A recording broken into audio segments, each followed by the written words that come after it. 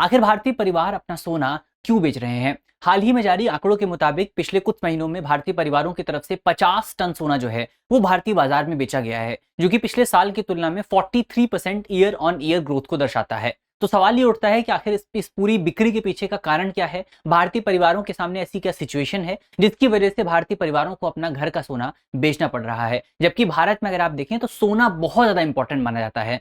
हर एक मौके पर, हर एक अवसर पर आपको गोल्ड की इंपॉर्टेंस देखने को मिलती है। तो आज इस वीडियो में हम इसी सवाल के जवाब को खोजने की कोशिश करेंगे। मेरा नाम है अक्षय और आपका स्वागत है दृष्टि आईएएस की इस नई वीडियो में। चलिए वीडियो की करते हैं शुरुआत। और सबसे पहले अगर आप देखें कि यहां पर आपका हमारे सामने आंकड़े क्या निकल करके आए हैं, क्या आंकड़े हमारे सामने देखने को मिलते हैं। तो आंकड़े अगर आप देखें, आंकड़े ये हैं कि अप्रैल से जून की जो तिमाही है, अप्रैल मई और जून के 3 के जो महीने हैं, इन 3 महीनों के दौरान भारतीय परिवारों की तरफ से भारतीय बाजार में लगभग 50 टन सोना जो है, इतना सोना भारतीय बाजार में बेचा गया है, जो कि पिछले साल से अगर आप इसको कंपेयर करें, पिछले साल की तुलना में ये 43% ईयर ऑन ईयर ग्रोथ को दर्शाता है। तो अब सवाल यहां पर ये उठता है कि आखिर इसके पीछे का रीजन क्या है कि पुरानी ज्वेलरी को नई ज्वेलरी में बदलने के बजाय भारतीय जो उपभोक्ता हैं वो आपका सीधे नगद में, सीधे कैश में कन्वर्ट क्यों कर रहे हैं? इसके पीछे का क्या कारण है? क्या भारतीय बाजार की स्थिति अच्छी नहीं है? क्या भारतीय उपभोक्ताओं को पैसों की जरूरत है? क्या भारतीय इकोनॉमी की सिचुएशन खराब है? इन्हीं तमाम सवालों को हम यहाँ पर खोजने वाले हैं। तो अगर आप इस सवाल का जवाब देखने की कोशिश करें कि आखिर भारतीय बाजार में लोग इतना गोल्ड क्यों बेच रहे हैं, उसके पीछे का सबसे पहले हमको कारण समझना पड़ेगा। कारण अगर आप देखें, अगर आप सबसे पहले गोल्ड के प्राइस को अगर आप मॉनिटर कर रहे हैं तो आपने देखा होगा, अगर आप गोल्ड के प्राइस को कंपेयर करें आज के प्राइस को पिछले 2-3 सालों से, तो आज का जो प्राइस है पिछले 2-3 सालों की तुलना में काफी ज्यादा बढ़ा हुआ है। लेकिन अगर आप आज के प्राइस को कंपेयर करेंगे पिछले 4-5 महीनों से या पिछले 6 महीनों से, तो गोल्ड के प्राइस में आपको गिरावट नजर आई है। तो ओवरऑल आपका इस साल की जो शुरुआत थी, यानी कि जो आपका जनवरी 2026 था, उसमें गोल्ड का जो प्राइस था वो अपने सबसे हाईएस्ट लेवल पर मौजूद था। क्या था हाईएस्ट लेवल? तो जनवरी 2000 आपका जो इस साल की जो शुरुआत थी, जनवरी 2026 में गोल्ड का जो प्राइस था वो आपका 1.8 लाख के आसपास पहुंच चुका था। गोल्ड का जो प्राइस था वो 1.8 लाख, 1,80,000 के आसपास पहुंच चुका था। लेकिन अभी गोल्ड का प्राइस कितना है? अभी गोल्ड का प्राइस आपका 1,44,000 के आसपास मौजूद है। तो इसका मतलब ये हुआ कि पिछले कुछ समय से, इस साल की शुरुआत से लेकर के अब तक गोल्ड के प्राइस में पिछले 6 महीनों में आपको गिरावट नजर आई है। और बहुत सारे एक्सपर्ट्स का अनुमान ये है कि आगे आने वाले समय में भी, आगे आने वाले जो 6 महीने हैं, जो आपका जनवरी 2027 होने वाला है, वहां पर भी आपको गोल्ड के प्राइस में गिरावट नजर आएगी और गोल्ड का जो प्राइस है वो 1.2 लाख के आसपास तक पहुंच सकता है। यानी कि गोल्ड के प्राइस में आपको भारी गिरावट देखने को मिलेगी। अगले आने वाले 6 महीनों में, एक साल की तुलना में गोल्ड के प्राइस में 60,000 रुपए तक की गिरावट आपका हो सकती है। 60,000 रुपए तक की गिरावट यहां पर आपको देखने को मिल सकती है। और यही कारण है जो आपके जो डेटा यहां पर आपका India Boolean and jewellers association की तरफ से जारी किया गया है, वो आंकड़े यही बताते हैं। उनमें उनकी जो रिपोर्ट है वो रिपोर्ट यही बताती है कि भारतीय बाजार में जो लगातार गोल्ड के प्राइस में गिरावट आ रही है, भारतीय उपभोक्ता उस गिरावट से थोड़े से परेशान है, जिसकी वजह से बहुत सारे भारतीय उपभोक्ताओं ने, जब गोल्ड के प्राइस बढ़ रहे थे, तो जो गोल्ड खरीदा था, ये जिन उपभोक्ताओं के पास पहले से गोल्ड मौजूद है, वो गोल्ड को अब बाहर निकाल रहे हैं और उस गोल्ड को जो है आपका कैश में कन्वर्ट किया जा रहा है, क्योंकि कैश जो है वो सबसे लिक्विड इंस्ट्रूमेंट माना जाता है। तो यहां पर आपका गोल्ड की लगातार जो उच्च कीमतें बनी हुई हैं, उनका फायदा उठा करके उसको कैश में कन्वर्ट किया जा रहा है, ताकि अगर भविष्य में गोल्ड के प्राइस 1.2 लाख के आसपास गिर भी जाए, यानी कि 1,20,000 के आसपास पहुंच भी जाए, तो भारतीय उपभोक्ताओं को नुकसान ना हो। तो यहां पर एक इंपॉर्टेंट पॉइंट आपने ये समझ लिया कि जो आपका भारतीय उपभोक्ता अपना गोल्ड बेच रहे हैं, उसके पीछे का मुख्य रीजन ये है कि गोल्ड के प्राइस में लगातार गिरावट आ रही है, जिसकी वजह से भारतीय उपभोक्ता जो है अपने गोल्ड को अपने घर से बाहर निकाल रहे हैं, ताकि कैश जो है वो प्राप्त किया जा सके। लेकिन आपके मन में अब यहां पर सवाल उठना चाहिए, उससे पहले उस सवाल पर हम बात करेंगे। आपके मन में सवाल आना चाहिए कि आखिर गोल्ड के प्राइस में गिरावट क्यों आ रही है, उस पर हम बात करेंगे। उससे पहले आपके लिए एक इंपॉर्टेंट सूचना है। सूचना यह है कि अगर आप यूपीएससी की तैयारी कर रहे हैं तो हम आपके लिए एक बहुत ही शानदार कोर्स लेकर के आए हैं, जिसका नाम है आईएएस फाउंडेशन कोर्स। ये जो कोर्स है, ये कोर्स मुख्य तौर पर आपका एक फाउंडेशन कोर्स है, जहां पर आपकी नींव को मजबूत किया जाएगा। इसमें हम प्रीलिम्स और मेंस दोनों को कवर करेंगे। दोनों के जितने भी सब्जेक्ट हैं सबको हम डिटेल तरीके से, बेसिक से लेकर के एडवांस तक कवर किया जाएगा। इसमें आपको जो है प्रीलिम्स के नोट्स भी मिलेंगे, आपको मेंस के नोट्स भी मिलेंगे। इसमें आपको 400 प्लस स्ट्रक्चर्ड क्लासेस मिलने वाली हैं और इसके साथ साथ इस पूरे कोर्स में आपको mains capsule series, prelims practice series, AI powered learning और आपका जो करंट अफेयर है 3 साल तक का करंट अफेयर का एक्सेस आपको मिलने वाला है। तो बहुत अच्छा पैकेज है। अगर आपको कोर्स ज्वाइन करना है तो वीडियो के डिस्क्रिप्शन में आपको लिंक मिलेगा, वहां पर क्लिक करके आप कोर्स को ज्वाइन कर सकते हैं। या अगर आप हमारे नंबर पे कॉल करना चाहें तो नंबर पे भी कॉल कर सकते हैं आप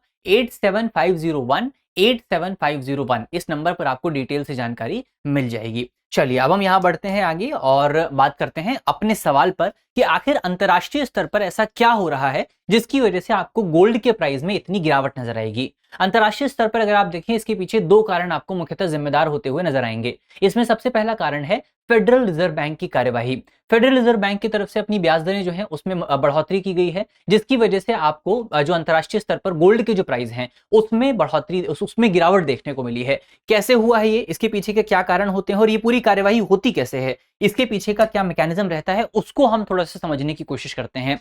अगर आप देखें गोल्ड क्या है, गोल्ड को दुनिया में सबसे ज्यादा सेफ इंस्ट्रूमेंट के तौर पर देखा जाता है, सबसे ज्यादा सुरक्षित साधन के तौर पर देखा जाता है। जब दुनिया में कोई भी अनसर्टेनिटी आती है, दुनिया में कोई भी परेशानी आती है, तो सबसे ज्यादा बिक्री जो है वो गोल्ड की होती है। लोग सबसे ज्यादा गोल्ड को खरीदना जो है पसंद करते हैं। लेकिन आपका जब फेडरल रिजर्व बैंक की कोई कार्यवाही होती है तो उसका भी गोल्ड पर आपको असर जो है वो देखने को मिलता है। तो अभी क्या हुआ है, अभी आपका फेडरल रिजर्व बैंक ने अपना जो प्राइस है, अपना जो इंटरेस्ट रेट है उसमें बढ़ोतरी की है। लेकिन अगर आप गोल्ड को कंपेयर करें तो क्या गोल्ड पर आपको कोई इंटरेस्ट मिलता है? गोल्ड पर तो आपको कोई इंटरेस्ट नहीं मिलता है, गोल्ड पर आपको कोई ब्याज नहीं मिलता है। जिसकी वजह से अगर जो फायदा आपको यहां पर अमेरिका में जो दूसरे इंस्ट्रूमेंट हैं, दूसरे आपके साधन हैं, उनमें इन्वेस्ट करने पर अगर आपको मिल रहा है, अगर ये फायदा ज्यादा है और ये फायदा कम है, तो इन्वेस्टर कहां इन्वेस्ट करेंगे, पैसा कहां पर लगाया जाएगा? जाहिर तौर पर पैसा यहां पर लगाया जाएगा। और क्योंकि फेडरल रिजर्व बैंक ने अपनी ब्याज दरों में बढ़ोतरी की है तो इन्वेस्टर्स को भी ज्यादा इंटरेस्ट मिलेगा,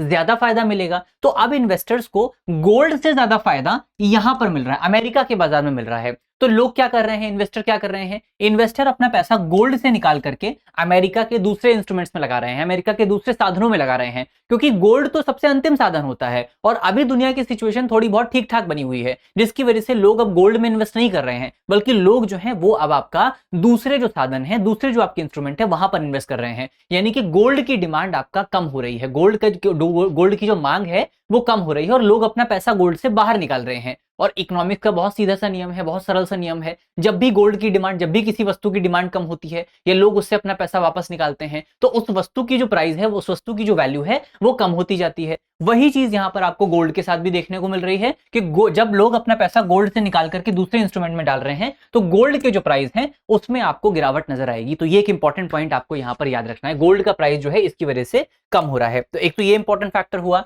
दूसरा जो आपका फैक्टर है वो है आपका इंटरनेशनल अनसर्टेनिटी का, यानी कि जो भू राजनीतिक स्तर पर जो आपको तनाव देखने को मिलेगा। इस तनाव से खासतौर पर आपका जो पश्चिम एशिया में तनाव चल रहा है, अमेरिका और ईरान के बीच में जो वॉर चल रहा था, इस वॉर की वजह से क्या हुआ है कि आपका गोल्ड जो ऑयल है, जो गैस है, जो पेट्रोल है, डीजल है, इनका जो प्राइस है वो काफी ज्यादा बढ़ा है, जिसकी वजह से आपका गोल्ड पर दबाव बढ़ रहा है। गोल्ड पर जो आपका जो गोल्ड पर जो दबाव है उसमें आपको बढ़ोतरी होती हुई नजर आ रही है। तो गोल्ड का प्राइस इस वजह से भी आपको गिरता हुआ नजर आएगा। तो दो फैक्टर हमने यहाँ पर डिस्कस किए हैं जिनकी वजह से अंतरराष्ट्रीय स्तर पर गोल्ड के प्राइस में गिरावट आपको देखने को मिलेगी। अब हम आगे बढ़ते हैं, बात करते हैं आपका कि भारतीय बाजार के लिए गोल्ड इतना ज्यादा आखिर इंपॉर्टेंट क्यों है, गोल्ड भारतीय बाजार में इतना ज्यादा इंपॉर्टेंट क्यों है, और गोल्ड का पूरा जो टॉपिक है वो भारतीय एक अर्थव्यवस्था के लिए इतना इंपॉर्टेंट क्यों है। एक तो हमारे कल्चरल लिहाज से भी गोल्ड बहुत इंपॉर्टेंट है, लेकिन इकोनॉमिक लिहाज से भी, सरकार के लिए भी गोल्ड भारत के लिए बहुत इंपॉर्टेंट है और उसको रेगुलेट करना सरकार के लिए बहुत इंपॉर्टेंट हो जाता है।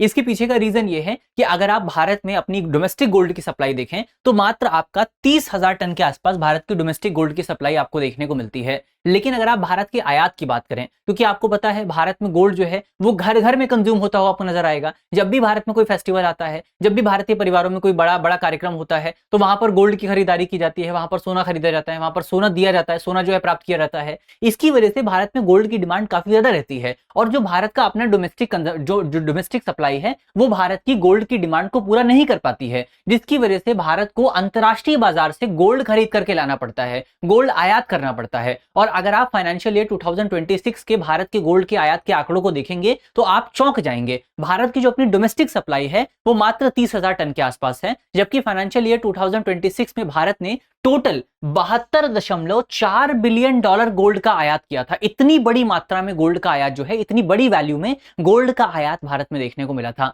और जिसका असर जाहिर तौर पर भारत का जो आयात बिल है, भारत का जो इंपोर्ट बिल है, उस पर आपको देखने को मिलता है। और जब भारत का इंपोर्ट बिल बढ़ता है तो सरकार का अपना जो खजाना है वो इसकी वजह से प्रभावित होता है, भारतीय रुपया इसकी वजह से कमजोर होता है। इसीलिए सरकार लगातार चाहती है कि गोल्ड को जो है, गोल्ड की जो आयात है उस आयात को कम किया जाए। इसके पीछे सरकार ने बहुत सारे प्रयास भी किए हैं, जैसे सरकार की तरफ से सोवरेन गोल्ड बॉन्ड स्कीम की शुरुआत की गई थी। सरकार की तरफ से सरकार लोगों को प्रेरित करती है कि लोग डिजिटल गोल्ड में भी इन्वेस्ट कर सकते हैं, फिजिकल गोल्ड की बजाय लोग डिजिटल गोल्ड में इन्वेस्ट कर सकते हैं, जिसकी वजह से जो आपकी गोल्ड की खरीदारी है उसको कहीं ना कहीं कम किया जा सकता है।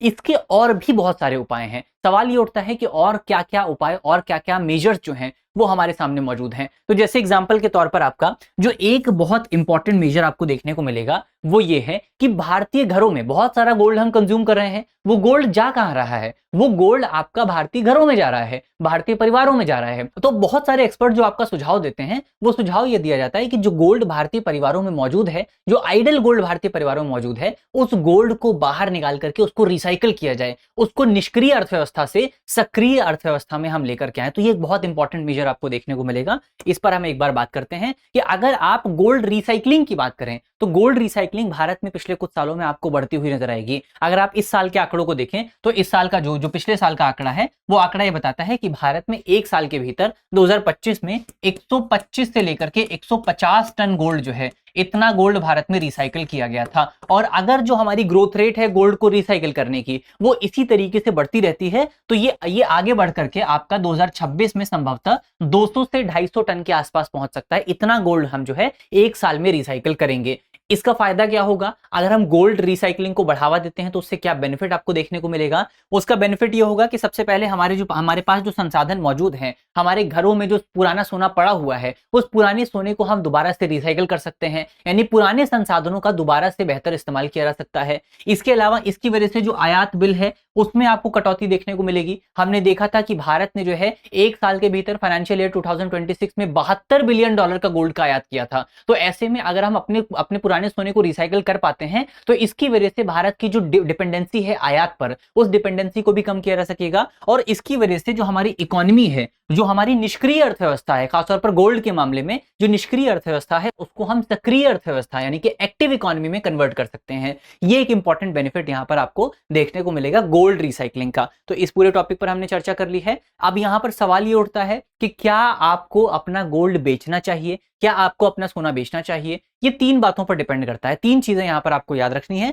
कि अगर आपको कब अपना सोना बेचना चाहिए। अगर आपको जो है तुरंत लिक्विडिटी की जरूरत है, तुरंत आपको कैश की जरूरत है, तो आप अपना गोल्ड बेच सकते हैं। अगर आपके पास पुरानी ज्वेलरी मौजूद है या आप उसका इस्तेमाल नहीं कर रहे हैं तो वो आपकी निष्क्रिय संपत्ति है, वो आपकी इनएक्टिव जो है एसेट है, उसको आप एक एक्टिव एसेट में कन्वर्ट कर सकते हैं। तो इस मामले में भी आप अपना गोल्ड बेच सकते हैं। या आप शॉर्ट टर्म में आपने जो मुनाफा कमाया है उसको सुरक्षित करना चाहते हैं, यानी कि जो गोल्ड के प्राइस बढ़े थे पिछले कुछ समय में, अगर आप वो बढ़े हुए मुनाफे को प्राप्त करना चाहते हैं तो आप गोल्ड को बेच सकते हैं। लेकिन अगर आपको लॉन्ग टर्म के लिए गोल्ड को रखना है, अगर आप लॉन्ग टर्म का प्लान करके आए हैं, तो आपको गोल्ड नहीं बेचना चाहिए, क्योंकि गोल्ड का प्राइस जो है वो अभी भले ही कम हो रहा है, लेकिन भविष्य में गोल्ड का प्राइस और ज्यादा बढ़ सकता है। तो लॉन्ग टर्म अगर आप निवेशक हैं तो आपको गोल्ड नहीं बेचना चाहिए। अगर आप इन्फ्लेशन के अनुसार अपने आप को सुरक्षित करना चाहते हैं, या आप भू राजनीतिक अनिश्चितता और बाजार की अस्थिरता से सुरक्षित रहना चाहते हैं, तो आपको गोल्ड नहीं बेचना चाहिए। तो ये एक इंपॉर्टेंट बातें यहां पर आपको याद रखनी है। इस पूरे टॉपिक पर हमने डिस्कशन कर लिया है। अंत में आपके लिए करंट अफेयर का एक सवाल है जिसका जवाब आपको कमेंट बॉक्स में देना है। सवाल बहुत सिंपल सा है। आपसे पूछा गया है कि अमेरिकी फेडरल रिजर्व द्वारा ब्याज दरों में वृद्धि करने का सोने की कीमतों पर सामान्यतः क्या प्रभाव पड़ता है? हमारे ऑप्शन है, ऑप्शन ए सोने की कीमतों में भारी उछाल आता है, ऑप्शन बी सोने की कीमतें कम होती हैं और उन पर दबाव बढ़ता है, ऑप्शन सी सोने की कीमतों पर कोई वैश्विक प्रभाव नहीं पड़ता, ऑप्शन डी निवेशक अन्य संपत्तियों को छोड़कर केवल सोना खरीदना शुरू कर देते हैं। तो इसका सही जवाब क्या है वो आपको जल्दी से कमेंट बॉक्स में बताना है। हमने इस पूरे टॉपिक पे चर्चा भी की थी, थोड़ा सा आपको सोचना पड़ेगा इसके लिए। थोड़ा सा सवाल को एक बार फिर से पढ़िए, आप वीडियो को दोबारा से देखिए और सवाल का जवाब आसानी से आप दे पाएंगे। इसी नोट के साथ करते हैं आज की अपनी वीडियो को समाप्त। मुझे उम्मीद है कि इस वीडियो में हमने जितने भी इंपॉर्टेंट टॉपिक डिस्कस किए हैं वो सारे टॉपिक आपको समझ में आए होंगे। अगर आपको वीडियो अच्छी लगी है तो वीडियो को लाइक कीजिएगा, वीडियो को शेयर कीजिएगा अपने दोस्तों के साथ, अपने साथियों के साथ। और अगर आप हमारे चैनल पर नए हैं तो चैनल को सब्सक्राइब करना बिल्कुल मत भूलिएगा। मिलते हैं आपसे अगली वीडियो में, तब तक के लिए अपना ख्याल रखिए, ध्यान रखिए, पढ़ते रहिए। धन्यवाद। अब एग्जाम की तैयारी को और बेहतर करने के लिए हमारे चैनल को लाइक, शेयर और सब्सक्राइब करना ना भूलें।